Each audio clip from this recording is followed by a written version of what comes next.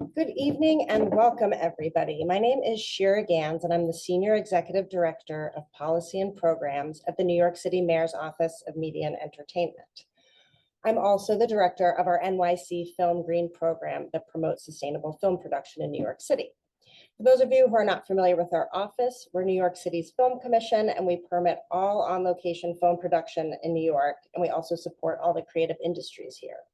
So Film Green Office Hours is a monthly series that we do where we dive into different sustainable production topics.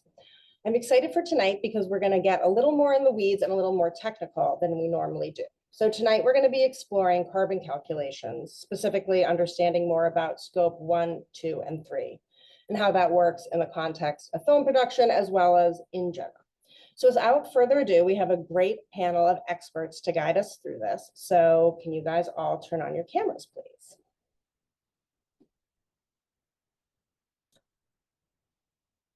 Hi, everyone. So you guys can unmute yourselves if you want. And then quickly, we'll do a quick round of introductions, and then I'm going to have us do some slides first. So I'll call on you guys. Sumin, you want to say hello? Hi, my name is Sumin. I'm with the Sustainable Entertainment Alliance. We're a consortium of the leading studios, streamers, and industry stakeholders who have the common goal of making the entertainment industry more sustainable.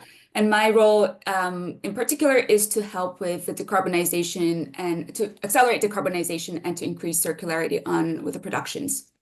Thanks. Emily. I'm Emily Plunkett Fleischer. I'm the U.S. Director of AdGreen. AdGreen is a main purpose is to engage and support the commercial production industry in measuring and managing and hopefully reducing their carbon emissions of production. Awesome. Max. Hi, everyone. My name is Max Hermans. I'm the founder of a company called TheGreenShot. GreenShot is a tech company providing software for productions to automate the data collection and the reporting depending on the different frameworks that you might be using. And Matt, last but not least. We can't hear you again, Matt. Having some technical issues. So I don't know. Do you want to try to do the log in and log out thing again? Okay. Okay. So when Matt comes back, he's going to do a little bit of level setting for us and just kind of set the table to explain exactly what scope 1, scope 2, and scope 3 are. I think, we talk about carbon calculation, but my sense is that it's not always clear exactly what that means and what scope 1, 2, and 3 are. So hopefully Matt will be joining us again soon to walk us through that. And here he comes. Let's see.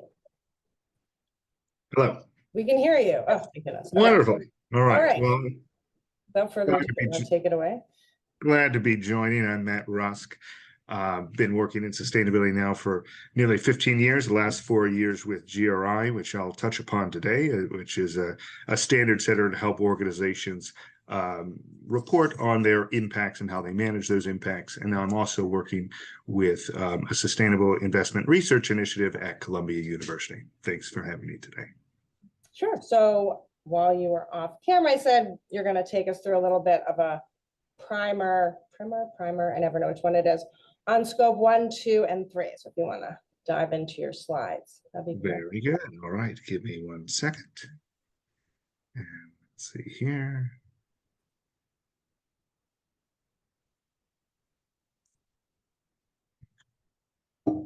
All right. Can you see those visuals? Yes. Wonderful. All right. So I'll briefly take you through the GRI standards, scope emission definitions, what's driving emissions disclosure today, and lead off with what it looks like or with film production today as far as emissions reporting. GRI was founded 28 years ago in response to the Exxon Valdez oil spill. Environmentalists and investors came together and identified the need for corporates to be more transparent about their impacts or potential impacts on the world and the community. So with that, GRI produced guidance on how organizations can produce those sustainability reports or disclosures on those impacts, and evolved to being a standard setter to create a global common language and standardization for those impacts and descriptions on how to manage those impacts, which really helps allow for the organization and stakeholders impacted by that organization to make informed decisions. Since then, GRI has evolved to be used by the vast majority of the largest companies in the world, over 14,000 organizations globally, and is also referenced or required in now over 500 policies around the globe. Some are now moving into requiring disclosures with the GRI standards, or some that GRI helped co-create. When it comes to the US specifically, you can see the majority of the Russell 1000 use the standards, and over 60% of the Fortune 500 and S&P 500, and a few subgroups of organizations that have been identified as the best performers as it relates to sustainability, or those that have acknowledged that they want to benefit not just investors, but the stakeholders of their organization. High level of usage for GRI. So when you look at the standards, it's a modular system, universal standards applicable to all organizations, sector standards, we're not going to touch them today because there's not one yet for this industry. And then you have topic standards that really dive into environmental, social, and economic topics that speak to an organization's impact and how they manage those impacts. So of course, today we'll talk about the climate-related ones, specifically emissions. I wanted to pull up this technical committee that helped revise the existing climate standard, because GRI standards aim to help speak to an organization's impact on the world, and not just speak to maybe what investors are interested. And so GRI does that by bringing in different constituency groups to be part of that creation process. You can see corporate represented here, as well as academia, environmental NGOs like WWF, and social-related NGOs as well, and even some governmental agencies like the German Environmental Agency. And so why use standards at all, or GRI specifically? Offer that global common language to allow organizations and stakeholders to really understand each other as you're talking about the impacts and how they manage those impacts. It also helps to have standards applicable to organizations of all geographies, sizes, and so on and so forth, so that we can all have a universal conversation about understanding of impacts and how we improve in performance. When we dive into emission reporting specifically, one of those topic standards that I mentioned is specifically on emissions. It's 305. The update will be 102, which will come out about this month, actually. So if you look at this standard, you can see GH 1, 2, and 3 represented, and we'll dive into what that entails here in a moment. When it comes to the mechanisms for organizations to produce disclosures, you can see how this, I like to call this the ecosystem slide. You have the Paris Agreement up top here. And because of those agreements or understandings at the UN level, then you have initiatives and instruments, standardization to then speak to the science-based targets that organizations have to meet the Paris Agreement, or the protocols like the Greenhouse Gas Protocol that defines Scope 1 through 3, which we'll discuss today. And then you have benchmarking mechanisms that help rate or rank or understand the impacts that company A have versus company B.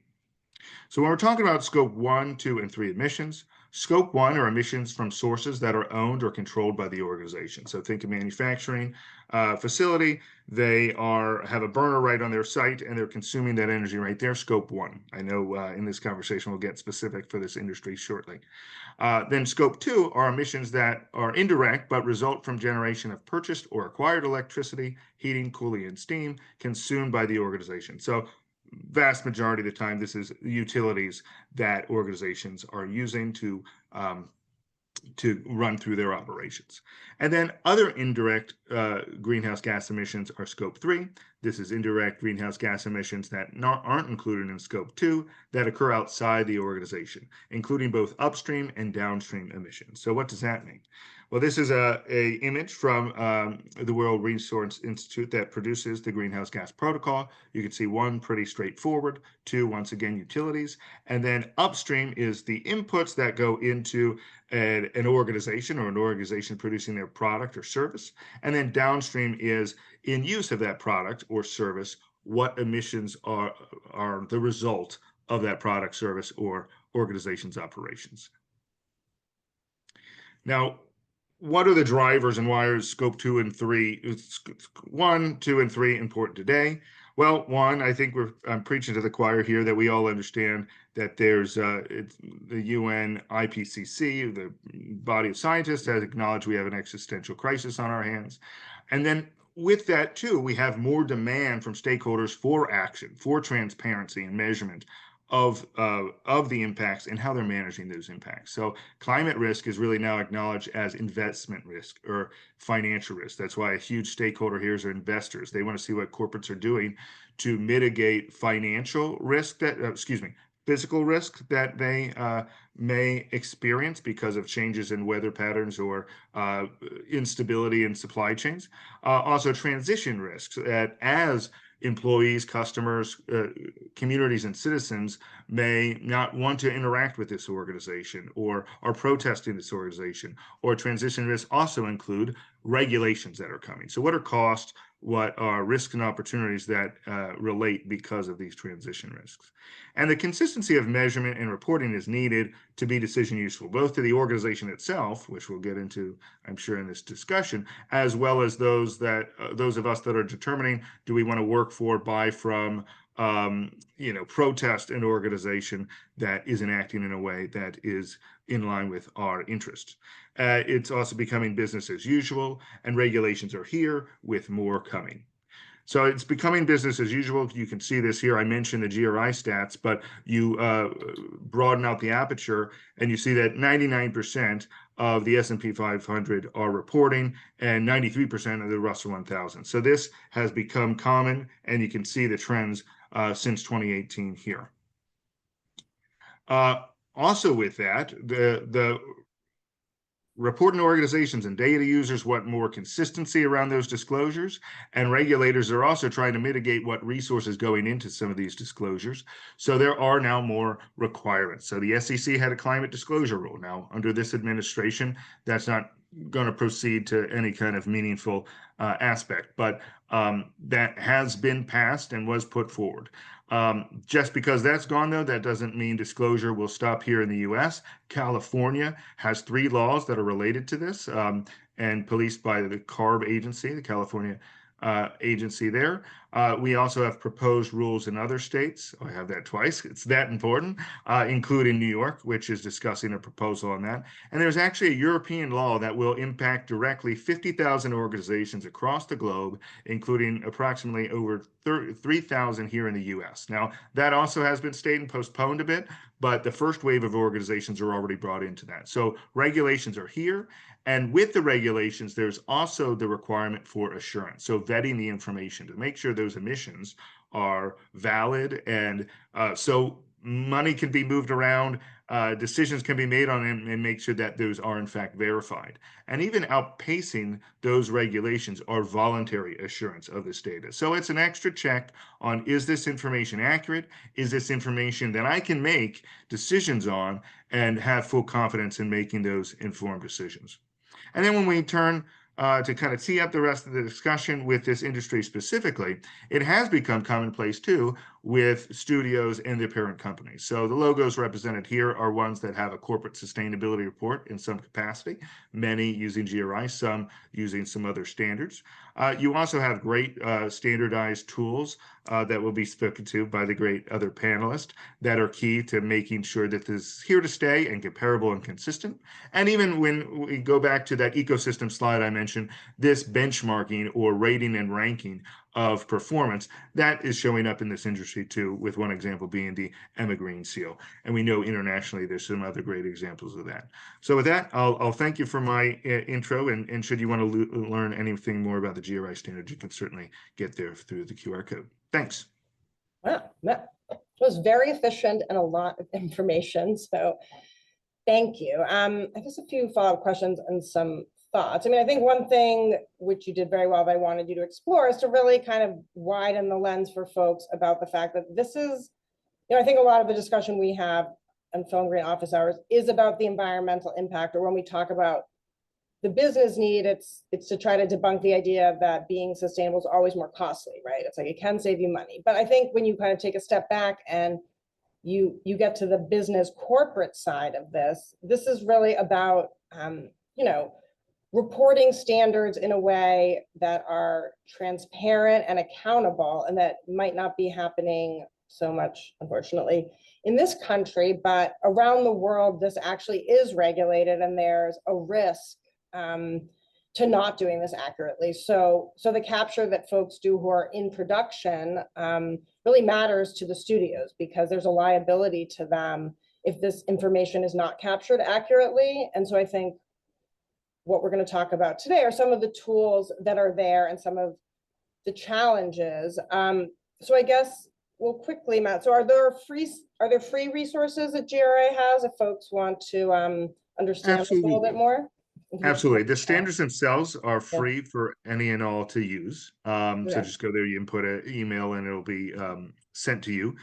There's also some additional resources. They run a bunch of webinars as well. There's also a GRI Academy if you want to go into the weeds of sustainability reporting, the landscape, and go, broaden out that aperture once again beyond GRI, or dive deep on the climate update, which is coming. I'm sure there's going to be a new course and a lot of new resources, so stay tuned for the next month. Because that was approved by the board, but not yet had the big rollout.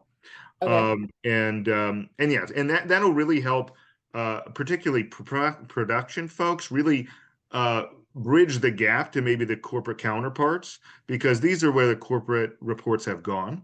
And I started my career in sustainability in the entertainment industry, and so I was working with some set of standards and the peach plum and pear that maybe we'll hear a little bit about today. But so that's great for the consistency of productions. That also needs to roll up to the corporate side of things. So really important to see that. And yeah, when you think about the corporate side, their long-term risk, their investments over time are going to be a bit different from the cost calculation on each and every production. So that's where it kind of is always an interesting thing to navigate in this industry if you're talking about at the production level. But there are still absolutely win-wins to efficiencies, mitigating emissions, and bettering operational and cost performance too. Thanks. So Sumin, I kind of wanted to pivot to you as we kind of go down to like more of the production level. So like you said, the Sustainable Entertainment Alliance is a consortium of the major studios. So if you kind of think about what are some of the challenges, like so that's a framework, right? It sounds like it makes sense, but it's always a little more challenging on the ground when you're trying to collect that data or even understand what falls into which scope. So I know you lead two working groups who are kind of grappling with some of this. So if you could talk to us a little bit about that work and then the white papers that you're working on. Yeah, sure. Thanks. And I think Matt did the difficult job of level setting and providing all the background. So I can jump right into what the Sustainable Entertainment Alliance is working on. Our members have been grappling with this, the carbon accounting question for quite some time. And I would say in the last 2 years, they've really come together to find ways to set industry guidelines on carbon accounting. As an industry, there was this recognition that there needs to be more alignment on the definitions, the methodologies. We need to set common guidelines when applying GHG accounting principles in a way that's consistent with the global standards, but also in a way that's applicable and appropriate for the entertainment industry. As you can imagine, there are a lot of challenges with the production, applying the carbon accounting framework to productions. Productions are really dynamic entities where you have a lot of different activities, assets, you have different departments, suppliers, all coming together to create this really complex functional organization. And even more so, I think structurally and organizationally, a lot of productions are co-productions. So you might have a studio working with another studio. So there are a lot of people involved. So how do we account for carbon emissions in a consistent manner that avoids duplication, that avoids gaps? Also, there are, in this industry, what's unique about, I don't think unique about this industry, but what's particular about this industry is that there's a lot of leased and rented assets. So kind of rented studio spaces, kind of rented cars and vehicles, equipment. So there's a big question mark on how do we account for this and in the carbon inventory, and which scope determination do we make? And I think right. So I was going to say, I was thinking when Matt was defining the scope 1, 2, and 3, that for many companies, the building would be something that you own. But in this instance, especially in New York City, where We have sound stages that most productions are renting. Of course, there's like Netflix and some other exceptions that have their own facilities that they own. But when you're renting, then right, that gets into some of the confusion of what scope is what. And so that's some of what you guys are grappling with, right, in your recent white paper? Exactly. So we released a white paper looking at scope 3, and now we're working on scope 1 and 2 emissions to really help the industry understand and find the methodology to find the right scope determination. So I'll just talk about a little bit about the 2 white papers. One is one already published and one that we're working on. Let's see. So this is, you can go on our website, this is all available. So this is what we started off with, published last year, the scope 3 emissions in film and television productions. And what we did for this is we looked at all the emissions, scope 3 emissions categories. There are 15, both upstream and downstream. And we looked at how this was applied in productions and see which ones were relevant and material and which ones we needed to report on. And this helped us set the minimum boundary for scope 3 emissions accounting. So for most of the upstream emissions categories, these were relevant. The one that was not was the capital goods. We determined that this was really at the entity, the corporate level, and didn't really impact the production level emissions. So that was one category from the upstream. An example of capital goods. Like big investments. I think like if you're buying like an office building, a big building, like capital expenditures. So those were, that's an example. So that's the exercise that we did, kind of going through this systematically, seeing how this applies in the production scenario and seeing what falls within the minimum boundary and what can be excluded. So we have a guideline for this in the scope 3 paper. What we're currently working on, we kind of work backwards, but now we're doing scopes 1 and 2 emissions and really tying everything together and looking at all scopes. And this is something that we're aiming to publish before the summer. This is our scope 1 and 2 paper, providing guidelines for emissions in film and TV. This flow chart, I don't mean to go through this line by line, but this is something that we have included in our white paper to help productions systematically think about what emission generating sources to include in their inventory and how to map them in their respective scopes. And I think the 2 big tests that are relevant that I just wanted to kind of bring up here are the minimum boundary test. So do the emissions result from activities that occur during pre-production, principal photography, or post-production? And if the answer is yes, then it falls within the minimum boundary and we need to account for that. If it doesn't, then it's out of scope. And this is where a lot of the distinction between production emissions and corporate emissions will be distinguished. The other kind of big test is the operational control approach. This is where this will determine mostly the scope 1 and scope 3 emissions. So the question here is, does the entity or the production own the emissions generating source? So if they have a generator, do they own it? And if that's owned, that's scope 1 easily. But in this industry, there's a lot of leasing and rental equipment and vehicles and studio spaces. So what we have concluded here is that if a lease or an agreement on an asset is conveying ownership, so that will be considered scope 1 in our interpretation of the GHG protocols. So I can just give you an example of vehicles. So there are lots of vehicles that are used in production. They can be owned, they can be rented. You can go to Hertz and rent. It can be crew owned. Crew can bring their own vehicle and get mileage reimbursement. Or you have a lot of suppliers like caterers who come in with their own vehicles and trucks. So how do we distinguish these and how do we put them into the right scopes?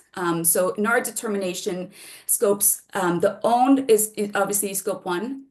The rented vehicle, when you have that lease or rental agreement for the production, then we consider that being owned and operated by the production. So we've put that under scope 1. So the fuel used for that vehicle that's rented will be captured under scope 1. If it's an electric vehicle and it's plugged into the charging system, then that would the electricity would fall under scope 2 according to the definition that Matt gave. And then if it's for instance, crew owned or brought on, the vehicle is brought by the a supplier is not owned by the production, it's not operated by the production. There's no lease agreement or any kind of rental agreement, so we put that under Scope 3 category. So there was a lot of questions among our members and stakeholders about this process. So this white paper that we plan to publish in a few weeks will really help you kind of step by step understand how to categorize each of the production related assets. Thanks. Yeah. So well, I think that's a very helpful example, because again, it's like you talk scope 1, 2, and 3. You can unshare your slides now if you want. Yeah. But then to really go through, like, how does that work? And also I think this topic comes up is about, are we all speaking the same language? Like, how do we get to apples and apples so that you can benchmark things and have the same conversation? So I want to turn to Emily and Max. And before we get into a demo of your products, I want you guys to talk a little bit about the challenges you face. So Max, I'll start with you. I know you mentioned some of the different standards that you're kind of seeing across the world and across the state. So if you could talk about that for a second. Yes, sure. Thank you. So as you can hear, I come from Europe, and we were maybe a little bit ahead of the curve compared to the US on sustainability reporting. I think there are two reasons to that. The first one is that a lot of productions get financed here by public bodies, and those public bodies, against the money that they provide, are asking the different commissions or the film funds to report on the actual emissions that that money was responsible of. Europe being Europe, we managed to not all agree on a European reporting framework. So if you're going to shoot in France, in Italy, in Spain, or in the UK, we are going to ask you for a different reporting framework on each of these countries. And because we know obviously the US studios and streamers are shooting all over the place at the moment, often in co-productions between those countries. If you're meeting a producer that is going through his 101 on sustainability, and you're saying, hey, you're going to shoot UK, France, Italy, you're going to have to report using Albert, Carbon Clap, and Green Film Protocol. And often the producer, first day on the job on the sustainability topic, then starts like, why should I do so many different reporting? And so that is where basically we came in. I think there are two pain points. The first one is to collect data in an efficient manner. Those massive tentpole shows do spend a lot of money, so there is a lot of different assets to track. And the other bit is that tracking those different assets and putting them in the right place. So if you're going to shoot in France, you don't want maybe the UK spends to go into the French reporting framework and those kind of complexities. And so that's where we came in with our solution that I'm going to have a few slides about after. Okay, thanks. And Emily, I'm excited to have you because we've chatted before, but also because we don't actually talk that much about commercial production. So if you could talk a little bit about like what's the difference between for a production that's like a commercial versus film and television, and what are the challenges you guys face? Well, excuse me, with commercials, it's a tighter schedule, right? You have a longer schedule in features and television production. You have a larger budget. Everything's bigger in that world. Commercials, it's quick, it's fast. It's a brand saying, we have an idea, we need to react to a competitor, whatever it is, and they put together a budget, they work with their agency for the creative, and then they go shoot it. And the shoot can go a day, it could be 5 days. But the biggest challenge is there are no standards in the US. There are no standards for commercials at this point. Now there is the AICP. They have incredible guidance that they're working with their members. The AICP, for anybody who doesn't know, is the Association of the Independent Commercial Producers. That is an industry that most of the larger production companies, even the smaller ones do, sit in that group, and they get they work together and they work with the rules. But the biggest problem is that people don't know about sustainability, and they think, what is this? And it's too hard. But it's not that hard. There are great organizations, the AICP, but also the Green the Bid, incredible sources of information, free, open sourced, and AdGreen, which is also open source, which is a way you can measure your emissions. Because if you don't measure your emissions, you can't manage them and you can't reduce them. And most of the brands have made commitments saying, by 2040, by 2030, by 2050, we will be net zero. So Right. going to Matt's point and to Sumin's point, this is scope 3. Commercials are scope 3. They need to start measuring them. They've made that commitment. So they're going to their agencies and their production company partners and saying, we need to measure this. The thing is, how do you do it? You use a carbon calculator to start measuring, and then you start realizing when you look at the data that yes, that travel is one of the largest, contributors to your carbon emissions for a commercial, but you can start making choices and making changes, such as maybe serving more vegetarian meals as opposed to red meat. Maybe getting the electric vehicles, everything you do, going to a stage that actually has renewable electricity. So these are the things you can start doing. So yes, is there a standard in this industry in the US at this point? No. And that's just the truth.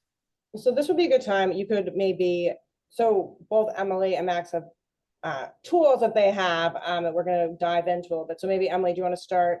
Your tool is free, like you said, it's open sourced, right? And it's Yeah. focused on scope 3, you said. So maybe you could show us a few of the slides. Sure, I'll explain a little, just share my screen. I won't do a big demo, but I'll give some information about the tool. So let me just share this. So here we go. Can you all see my screen? Yes. Okay, cool. So as I said earlier, AdGreen is a free platform to measure your carbon emissions. It came out of the UK. It is a global tool. So in the UK and in the EU, we ask for a levy because that's what, that's how we fund ourselves. It's a nonprofit. In the US, it's free because we're trying to get people to use it. So we're trying to encourage them. So anybody can sign up at any point. What is the tool? The tool gives you 2 different options. Insights. So let's say you're in the bidding phase of a project and you're looking at shooting in California, you're looking at shooting in Prague, you're looking at shooting in Mexico. You've got 3 different treatments coming at you, and you start putting some basic information in it. It's very quick. So you'll use that when you're scripting or you're bidding. So when in the commercial industry, a lot of times you do a triple bid and you'll get 3 different treatments from your directors. So during those, so instead of just getting the cost and the treatment and the creative, also you can find out what the carbon emissions is. So this is a great way of doing that, because a lot of times I like to say to people, carbon, the higher your budget, the higher your carbon. So if you can lower your budget, and you can lower your carbon. So if you're looking at something that's costing, $500,000 for a 2-day shoot, and you're looking at something that's costing $750,000 for a 2-day shoot, obviously you're thinking, what's the 500? But if you can actually match it with the carbon emissions, predictive calculation on that, that would be amazing for somebody to say, this is why not? We'll save money and we'll lower our carbon emissions. So that's one of the things you can do with the early insights. It's simple. It's got 10 different activity areas that we ask you about. We obviously know that you're bidding a job and you're not going to have an exact count. You don't know exactly what's going on, but that's why it's predictive. So you're bidding for having a 75-person crew, you'll put 75 in. We'll assume on certain things in the back through the methodology that you are going to be serving some red meat. You aren't going to be serving all vegan and vegetarian. So we'll assume the worst case scenario. So your carbon's higher. But we also will give you ideas how you can reduce your carbon footprint. And Do you have any slides that show some of the? Sure. I'm going to just pop right into, stop sharing for 1 sec. And I'm just going to show you really quickly on the demo page, just because it's easier. So I'm going to share again. Oops. It's a little bit easier to see it sort of live. So this is your the project page. This is an early insight. So here, right up here on the top, you'll get these hints how you can actually lower your carbon, and tells you what you should be doing. But let's say people transport. Let's talk about thinking about you might have to travel, your agency is not local and they have to travel across country. So you can go in, check flight, round trip, let's say from JFK to LAX, pretty standard, right?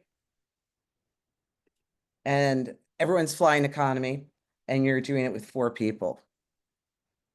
Oops. There we go. We're going to add that. And then you click on estimate. Takes a second. And it'll tell you what your carbon is for that. That's for those 4 people to travel to LA is over 8 tons. It's in kilograms, but I can tell you that's 8 tons. So that's what you can do. You can also go into check your local journeys, which is your cars, your trucks, all of that. Data storage. We want to know about your data storage. The cloud has a large amount of carbon that is used. So let's say, you're bidding on, how many drives you're putting in. We'll be doing that. We also want to know about if you're reusing drives or not, because, excuse me, going to Matt and Sumin's earlier point, if a drive should be reused many times, it's commonplace in the film business, but in the commercial business, it is not commonplace. Sometimes it's under the contract. So we're trying to encourage that. But it'll constantly be telling you what is happening, where, if you see here in the circle, how much is 99% of your Sure. print is that. Or if you want to do a final, I'm just going to scoot back here really quickly. Okay. And we And have- then just be mindful of time. I want to then. Oh, see yeah, no. the max. And I'll just show you really quickly, and I can do demos for anybody else who wants to see them later, but final footprints. So this is what you do at the end of a job. And when you have all the data, and that's hard to collect all that data, Max knows that. And you get all the data, you put it in, and it'll give you your final footprint. I'm going to stop sharing. Okay. So Max, I'm sure, has a few things he wants to talk about too. Okay, that was cool. So Max, I'll switch to you and your tool, which is for film and television. Do you want to give us a little insight into how that works? Yes, sure. Thank you very much. Very insightful to go right after AdGreen because there's a lot of, AdGreen is a great tool and it is sometimes cumbersome to collect all that data and enter it manually for a massive production to go on. So that is exactly where we come in. I'm going to share my screen now here, right? I believe you can see my screen. So I'm not going to present the full company, only a few screens of the actual app. So first of all, where we stand in the process, we do integrate with finance, operation, internal system of production or companies. We are able to ingest the data and extract the sustainability related data to the custom framework, whether it's CSRD, the custom industry reporting, and we can also build custom reports based on the needs or requirement of the clients. So the tool is the dashboard presents as this. It is dummy data into it, so don't care too much about the numbers. We have the split by emission factors and also by scopes, as you can see here on the right. The way it works is that once we ingested the data, you have this ledger-like view where you can see all the different either documents or transaction. A document can have multiple. How do you ingest the data? Sorry? How do you ingest the data? How does that get into in a way that's not Two ways. So either we can have manual upload, like a bulk upload of data. That is not the most common one. Most common is API or an interface with the existing system. So if you use, S.E.A or if you have all your documents and ledgers stored in a box file or a Dropbox or anywhere, that is where we connect to collect that data automatically. We remove the burden of the accounting teams there and ease the sustainability work. So from there, we have this ledger-like view with the different details, and we are going to dive a little bit into a couple of them. So basically what the system does, it automates the data extraction, as I mentioned. You can see here a rather blurry picture on the left of a fuel receipt. And we can see there that 17.19 gallons of fuel were bought somewhere in New York. And so that is what the right of the screen, you can see the automation of the data extraction there. So that is a single entry on a receipt. It's quite direct as to find. We have more complex invoices or receipts. Sometimes you can see here, maybe it's too small, sorry for that. On the left, we have a travel agency bill with lots of different journeys. And you can see here on the right that we have multiple transactions that came out of it. So the system was able to split the different transactions, this different travels, identify that this was travel using the train from Paris to Calais for 297 kilometers. That's 200 miles roughly. And so all of this burden of data collection is really removed from the sustainability team, and we can push that data then to calculators such as AdGreen, for example. And then so basically there's some kind of, and I don't know if it's black box or not, I assume since your tool's not free, it might be proprietary, but there's some kind of back end formula calculation that's making the best case estimate for something like scope 3. Like you have a model of, we're eating steak for lunch, and so we're going to make some assumptions about all the emissions and all the energy that go to raise those cows, kill them, and transfer them to wherever you're eating, right? Yeah, it's more than assumptions. You're going to see it on the next screen. All of that data that we collect, we don't have a GreenShot reporting framework. We map the different data points that are requested by Albert, Peach Pear Plum, Carbon Club, all those different ones there. And so from the same data set, we map it then with, and as you can see here, the different tabs, the Albert, Carbon Club, or Peach Pear Plum. Peach Pear Plum is a spreadsheet that we digitize here. And then we would look through all those data points required by these frameworks and map it there. And so whether it's scope 1, 2, and 3 is also defined by where does it land in those reporting there. But just to drill into that a little, okay, but so Albert has a specific standard, and I could be wrong, but Albert's not giving you a formula, right, that says this is how you calculate scope 3 for a steak craft services meal, right? Like someone has to figure out what that back end estimate is, and maybe Matt can chime in. I mean, how do you get from like, how are you actually calculating accurately what the estimate of those upstream or downstream scope 3 impacts are, and how do you ensure, maybe Matt also can chime in on this, that there is some kind of standard across industry so that somebody doesn't kind of not that anyone would do this, but someone doesn't kind of shave off some of the impacts of certain kinds of activities by not calculating accurately what that scope 3 would be. So just to put things clear, our job as tech company here is to extract the data and map it with the different reporting. We are not here to be a referee about what is the quality of the data assumption in this or that calculator. We are using the ones that are needed by the industry, but it is not up to us to say this is the right way or the wrong way to assume it. What we know is that, for example, waste handling or the transport from the crew or etc. are defined on precise scopes, that's for sure. But then whether the plum, for example, would take care a lot about the origin of the wood, and there's a big focus on that in the US, but maybe not that much in the French reporting, for example. And all of those separation between scope 1, 2, and 3 are defined within the reporting framework. Got it. I guess, Matt, yeah, do. Oh, and this is where I hope my audio is working. No, it's working, sorry. That the global standardization and kind of metrics to look at that will speak to the most accurate that we can agree on for an impact is key. Now then, as was talked about with the other great panelists here, is then there's going to be some very uniqueness in certain sectors.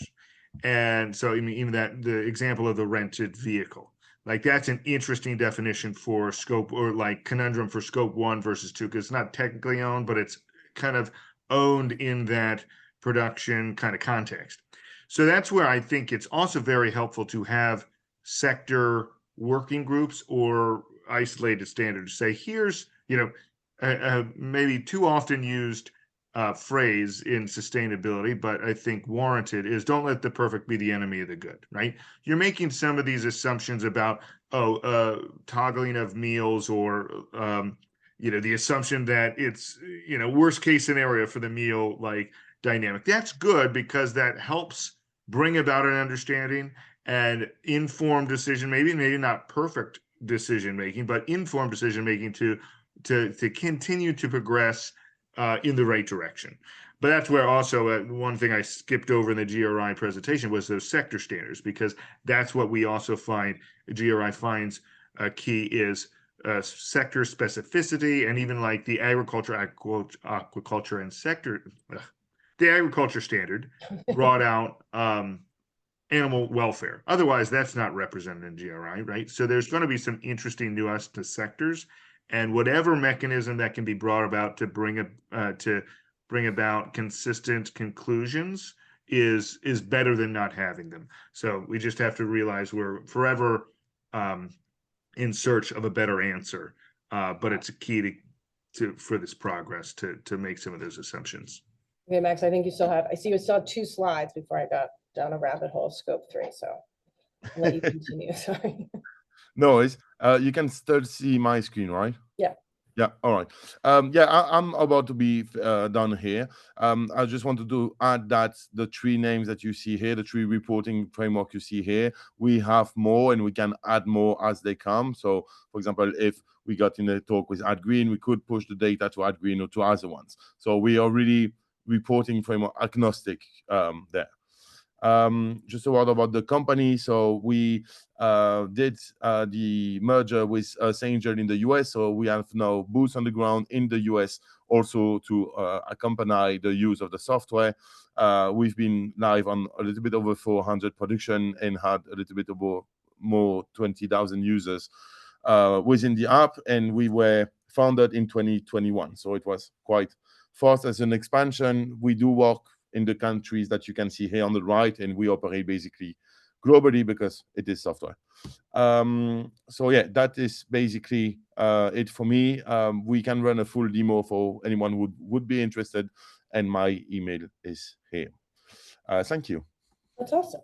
Wow. Okay, so then we have a lot of interesting tools. I guess I want to get a little into what the actual impact is. So we've kind of defined what the framework is. We've talked about the challenges are, some of them. We've talked about what are some of the tools that are getting developed to address like the collection and the standardization of this data. So I guess, Emily, to kind of go back to you for 1 second, you have this component to your tool of like the preview and then, you know, what actually happens. Or are you seeing, I don't know if you get insight into this data, are you seeing folks kind of do that preview and then say, oh, oops, like let's change this thing to What's happened is basically early insights came out, was released probably a month and a half ago. Oh, cool. So brand new, hot off the press for everybody to know about. But so that's the whole goal. And brands that we're working with are very excited about it because they want to know, okay, we're going to save money, but are we saving carbon, or how do we change things? And that's always the question, is how do we change? And data, as we all know, is knowledge. Data is power. So data, just by putting it in a commercial into a final footprint and looking at that data for travel, for example, that's when you can start making changes. Maybe you don't send everybody. Maybe that 5th person can be on Zoom. You know, those are the questions, and that's how you can start making changes. I've seen that. I mean, I've been in this industry now. I was a commercial producer for a long time, but I've been working in this industry of production and sustainability for 3 years now, and we're seeing changes. We're seeing people question the hard drive usage. We're seeing people question the meals that are served. You know, it can come down to as small as a question is, are you using a screw or a nail for your set building? Because yes, there's time that goes into using a screw gun, and it's faster to nail it and it's faster to take it apart. But what happens to that piece of wood if you Right. have a screw gun? So those are the things you can start implementing and questioning when you look at the data and you use the final footprint. With the early insights, I'm really excited to see what happens with that and how people start changing and how many people start using it. We've got a lot of jobs in there already. So it's just put it in, you know, you can use it for a feature film or a television, anything like that. I mean, I think that TheGreenShot, I love this idea of there's no, just sort of, it ingests it. That's amazing. But, and we don't do that with AdGreen. Yes, you have to put it in, but with AdGreen 2.0, it's not as, we just came out in September with that version, which we own, so we can change it because we got that information back from the user saying, hey, it's too hard, it's clunky. How do we make Right. it better? And so we did. So it's exciting. I think it'll be great to see what happens. Yeah, and I guess, Sumin, you could maybe show us some like about what happens when you collect the data and the insights that you get. So I know you guys are doing some benchmarking from the data you're collecting at S.E.A. Do you show us some of that? Yeah, absolutely. So we've been, here's my next slide. Yes, so we've been benchmarking starting a few years ago. We started with 2006 productions, productions produced and filmed in 2016 to 2019. And we released our first benchmarking report a few years ago. And we looked at both TV productions and feature films, and we categorized them into different buckets. So here we looked at carbon emissions coming from the category of tentpoles, large, medium, and small. And this is all kind of data that our members provided. And this was a great exercise in kind of getting the raw numbers of production, average production emissions for different categories of TV and film productions. But not only that, but it also helped us kind of break down the emission sources. And as you can see here, the dark green, the teal, that's coming from fuel. So if you look at the tentpole, almost 50% of the emissions we found were coming from fuel that's used for vehicles and generators. So I think or the studios had an inkling about that, but to actually put that number and to be able to kind of visualize it, I think was a very powerful message. And since then, they've been really focusing on decarbonizing productions as a high priority. And then we continue to benchmark. So we actually today released the benchmarking numbers from 2020 to 2022, which is available on our website. And since we had set the baseline from the previous period, not only did we capture the data for this period, but we're able to also compare the trends with the productions. So we've seen, somewhat mixed trends. So for instance, like the tentpole on the left, the far left, you saw some carbon emissions going down. With TV productions, it actually went up. This also is, be mindful that this is also the time of COVID and strikes. So we did expect to see some wacky numbers, but we do want to continue to track the numbers, find where the gaps are and find where the opportunities are and find where the improvements are happening. So we will continue to benchmark. And I think there was somebody who kind of raised the question of how do we kind of deal with the trade-offs? Like, do we film more locally but if they're looking at more diesel generators, if there's no access to clean power, is that more damaging than flying to a different location? And I think that's a really hard question. There's no really perfect answer. It does come down to trade-offs and then priorities. We also think these are the numbers, but they're also kind of quantifiable benefits as well. Like with diesel generators, once you get rid of them, you get rid of the noise, the fume, kind of all the labor that's required for cabling. So we are also mindful of kind of cognizant of the kind of the intangible benefits that come with decarbonizing. But this is something that we're continue to do and we will continue to do as an industry. That's great, thanks. And to these not clear trade-offs, something came up when Max and I were talking, I thought was interesting about green screen. So, as a city where we're constantly striving to get production to come to New York City because of all the benefits and because we think we're the best city on earth to do film production and television production and commercial production. But there's this anxiety around green screens. Like, oh my God, what if everything is just like a green screen now with AI and no one goes anywhere, does anything? But Max, you kind of talked about some of the actual energy usage and the footprint of that, which I thought was interesting. I wanted to talk about it, but you're on mute. Yeah, sure. Thank you. The point about green screen and everything AI and virtual productions and whatnot is that there is still a big not people don't know yet the exact footprint of all of that work, meaning the data we get from the data centers, energy use, all those graphic cards that are running day in, day out to produce those images, etc.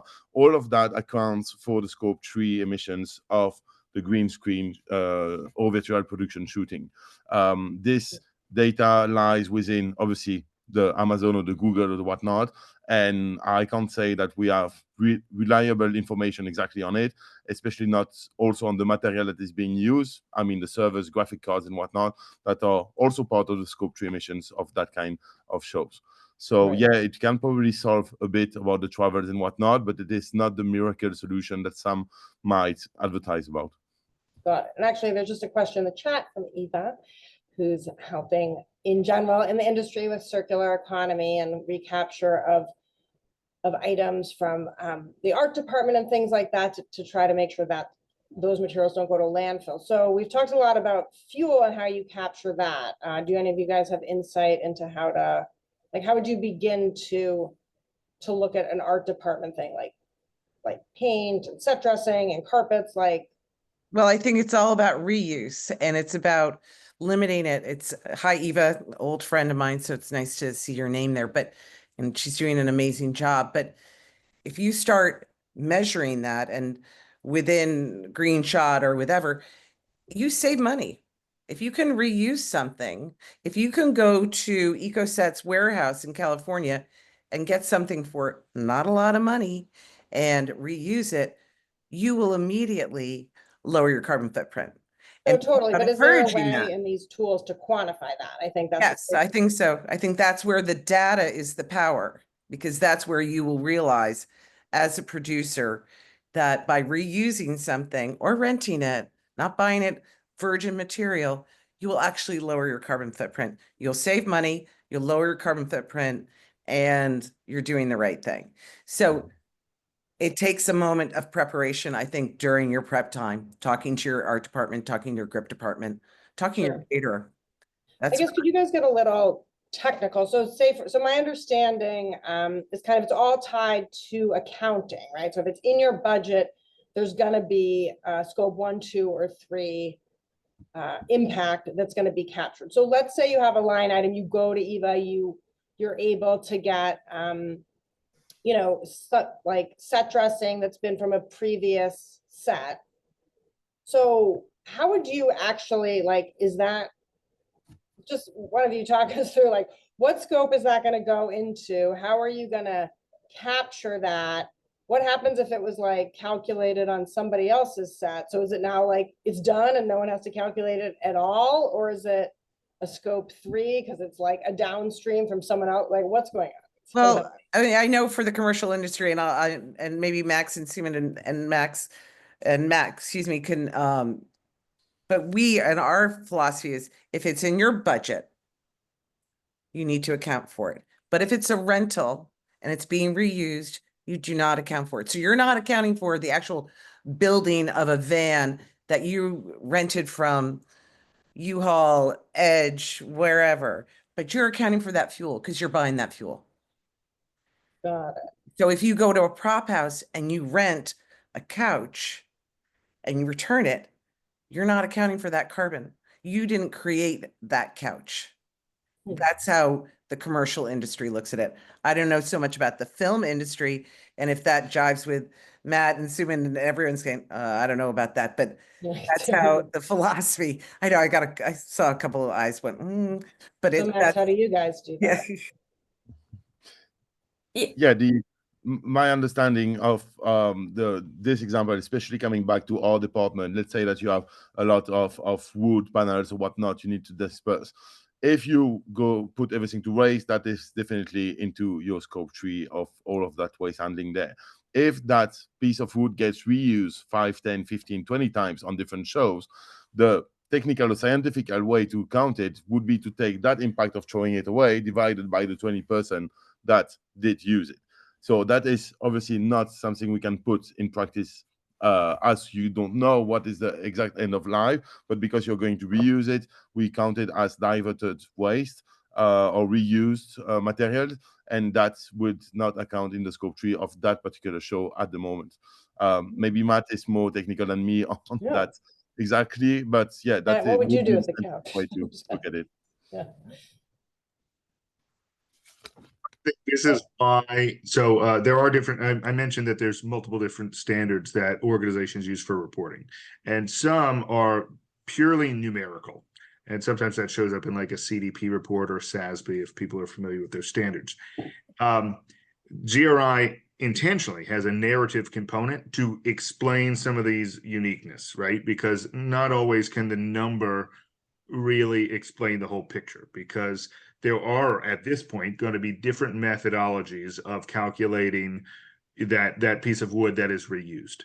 Now that's where it is helpful to say, well, in that narrative component or in a industry consortium to say, well, there's been a study that on average, if it's in a prop house, this item is reused 10 times. So then you can start making a move towards allocating only a percentage of that. And I think that's where it's important to explain. And this is where just I love the word transparency as it navigates around some of these polarizing kind of word or umbrella terms, because it really does boil down to transparency and making the best effort to put out information as best as possible and to make those decisions, because it is going to be an unbelievable feat to get it perfect for every organization in every different industry.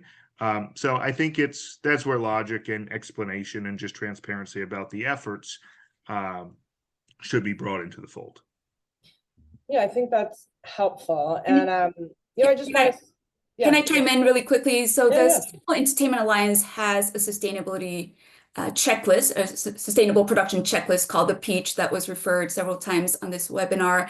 And it lists all the ways that departments can get involved to make the sustainable production more sustainable. So it includes the art department, it includes props, set deck, and it is extremely hard to get data. I think the checklist is a start, but it's extremely hard for a sustainability coordinator, for instance, to go to every department and say, how much did you donate? How much did you reuse? And that information will be tremendously valuable, but it's really hard to get, especially on a production that's fast moving.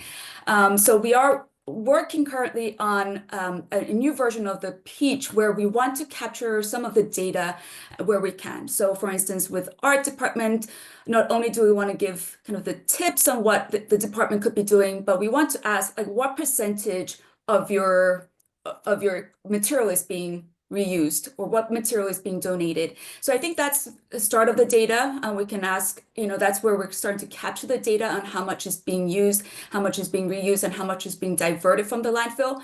But it does require a lot of coordination to get that data and to kind of have the insight and transparency that Matt talked about.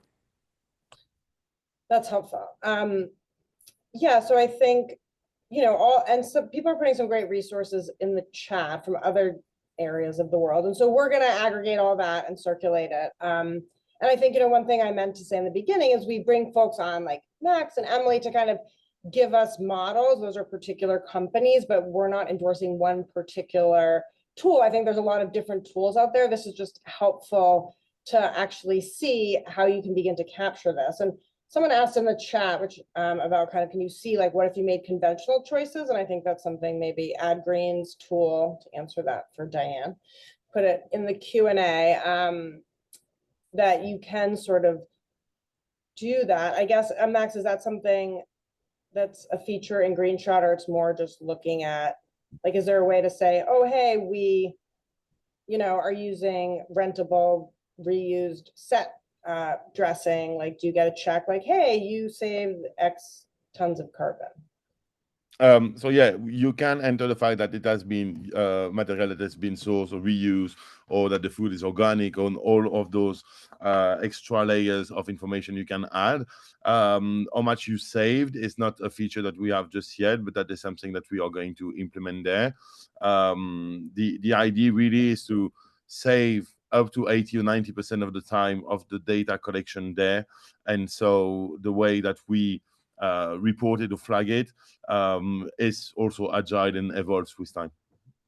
I want to ask, because someone made a comment about, if it's all fuel, and so composting, just like a personal thing I care a lot about. And, I think that's one of the things, at least as an individual in the world, actually really matters. I feel like a lot of sustainability stuff, you can make personal choices, but ultimately like governments or corporations need to do things, but food waste happens so much at the individual level. And so I wonder, is that part of the scope 3? Like if you're not composting, are you guys capturing just the greenhouse gas impact of sending food to kind of off gas in a landfill? Yeah, I mean, the as Emily said before, data is knowledge, and there's only as much as the accounting as what lies there. If you're going to donate food or materials or reuse certain things or donate things, that doesn't show up usually in the accounting side. So that is where we act not only as a data extraction, but also at the central piece where everybody can report on and what happened there. If you manage to divert food waste or use it to compost or whatnot, you can enter the data within the software and get the assumptions for it. Okay, so I want to be mindful of time. I know it says we go to 7. I feel like people can't absorb information for too much more than an hour, which I feel like we're actually doing really great. It's been very engaging. So I've started this thing where at the end of an office hours, we go around and we say something we're looking forward to. And so that can be, usually in the field of what you're doing, but it could be anything. So I'm going to kick it off with you, Matt. Oh, there you wait. Is your audio back on? Is it? Is Yes, working? it is. There's a All lot. right. So what makes me excited? Or something you're looking forward to, or it could be something you're excited about. Yeah, well, one thing, it feels like right now, whereas maybe some sustainability endeavors generally, and certainly at kind of the business level, the wind was at our backs for a while there, and now we're hitting a lot of obstacles, I'd say. But the numbers and data to date continue to show resiliency for these initiatives going forward. Maybe we're talking about it differently because some things are more polarizing than we would like. But I started making a slide of all the stats of employees are demanding it. Corporate leadership is saying they're moving things forward. They're elevating voluntary assurance of this data. There continues to be more action to better professionalize this and get to that, maybe not perfect, but progress towards perfect. And that even goes into, there's some interesting greenwashing laws that have come to the scene. I know Canada has some, and it is, sure, it could scare some organizations into doing less or talking about green hushing, as many corporates say, where they're hesitant to now say their commitment or stick their neck out there of what they're doing. But there's a lot of great indications that the train has left the station on some of the regulations, and also seeing the value of doing this for business and for the greater good, of course. So I'm pleased that things continue to get more professional or professionalize this, and there's great tools and resources, which we've seen some great examples of during this conversation. Thanks, I needed that. I'm looking forward to it. Still, sometimes a little bleak here. Max, how about you? I'm looking forward to. I mean, I look forward to having sustainability really embedded within production process, not as something they have to check the box about, but as something really embedded. I look forward to producers understanding that they can actually save money by implementing sustainable solutions on set. I look forward to having more software and tech dedicated to it, because asking 2% to take a pen and paper and track the data for a full tentpole show is not investing in reliable data and knowledge. So yeah, I look forward to the industry moving along together, and the Sustainable Entertainment Alliance shows that the studio that could be competitors on many different grounds can use sustainability as a common ground to move forward together. So yeah, I think we are in a good path to it. Emily, thanks. How about you? Echoing a lot of things that Matt and Max said, but one of the reasons why I got into this end of the production world is for my daughter and her children and my grandchildren and how we're moving ahead. And I'm actually looking forward to that in 10 years, that we're not having this discussion, to Max's point, that this is all ingrained, it's second nature. We wouldn't even think about it. How many years ago did people say you shouldn't smoke? Well, guess what? You don't smoke anymore. you know, but when you shouldn't be drinking when you are pregnant, people don't do it. You know, I am looking forward to that day that all this chatter that we've talked about and everybody's hard work into scope 1, 2, and 3, and Good Planet's hard work, and Earth Angel's hard work, and Eva's work, and EcoSets, everyone's work that nobody listened to actually got someplace, and we've lowered the carbon emissions, and it's an important part of production. I love that. Sumin, what are you looking forward to? Yeah, kind of going along with Emily's theme of everybody kind of working together. I'm really excited about the kind of increasing engagement that we're seeing. So the Scope 1 and 2 paper that I mentioned was actually a collaboration between S.E.A, the Sustainable Entertainment Alliance, and a BAFTA Albert from the UK. So we really want our standards to be global, and we have that in mind. So standards, you know, so when we come up with standards or develop any criteria, we really want to kind of look just beyond the North American market, but really look for global application. But more on the field level, I think it's also really great to see more engagement and training of crew and the cast, and you know, with their buy-in and with their behavior change and with their change in mindset, that's what's really going to drive a lot of the changes. So we're really excited for all the training programs that are coming online. We're really excited to share case studies and success stories as well as lessons learned, so that we can really bring the whole industry together.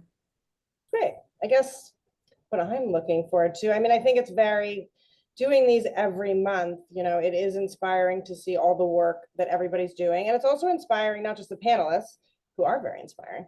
It's that everyone shows up. You know, I'm impressed by the number of people who register and who stay for an hour to hear about really technical things, particularly tonight, and then who actually, you know, watch the videos. I go back sometimes and look at our YouTube streams, and it'll be, you know, over 100 people have watched the videos that we post if they missed it. So that makes me hopeful. And I'm looking forward to our next office hours, which is going to be looking at some examples internationally. And I think, you know, that's something that makes me excited too, because one of the things I love about New York is that it's a global city, and you know, you're just constantly meeting so many different kinds of people from just personality-wise, what they do and where they're from. And so it's inspiring to see that people tune in, not just from New York, but from all over the world. So I'm looking forward to that. So I want to say thanks to the panelists. You guys have been really amazing. Thanks to the audience. We're going to collect all this information. Nicole, who works at the mayor's office, who's super amazing, has been helpful in producing these. So she's going to collect that and email it out. And a big thanks to Earth Angel also, who helps us to produce these wonderful Film Green office hour sessions. And with that, I hope you guys all have a great night, and I'll see you in June for the next Film Green office hours. All right, take care, everyone. Thank you. Bye-bye. You.